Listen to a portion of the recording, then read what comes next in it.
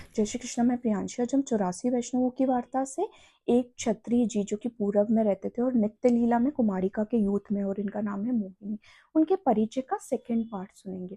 तब जब ये क्षत्रिय जी थे, इनके पिता ने जगन्नाथ जी के जो रथ यात्रा होती है उसके रथ के पहिए के आगे आके अपने देह त्याग दिए थे। तब आपशी से जब इन्होंने, क्षत्रिय जी ने पूछा इसका क्या फल है, तब क्षत्रिय जी को आपशी ने बताया कि जब तक भगवत प्राप्ति नहीं हुई तो उसका क्या फल, भगवान की प्राप्ति नहीं हुई तो क्या ही फल मिलेगा उसका।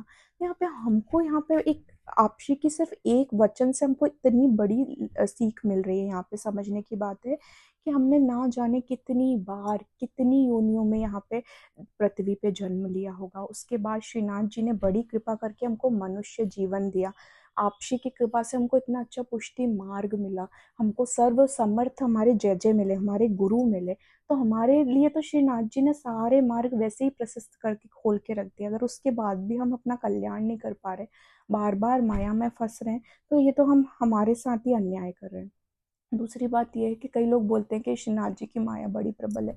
हाँ, नो डाउट, बहुत प्रबल है श्रीनाथ जी की माया।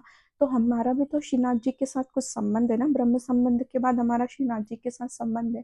कहने को तो श्री ठाकुर जी हमारे सेवे, हमारे माते हमारे श्री ठाकुर जी की सेवा विराजते हैं, पर सच्ची बात यह है कि हम खुद विराज रहे हैं अपने श्री ठाकुर जी श्रीनाथ जी के आगे। जय जय की कृपा पे हमने तो हमारे हाथ खड़े कर दिए। ब्रह्म संबंध के बाद भी हमारा संबंध हो गया, उसके बाद भी हम श्रीनाथ जी के भरोसे ही यहाँ पे खड़े हैं ना। जो श्रीनाथ जी कृपा कर रहे हैं वैसी हम सेवा कर पा रहे हैं।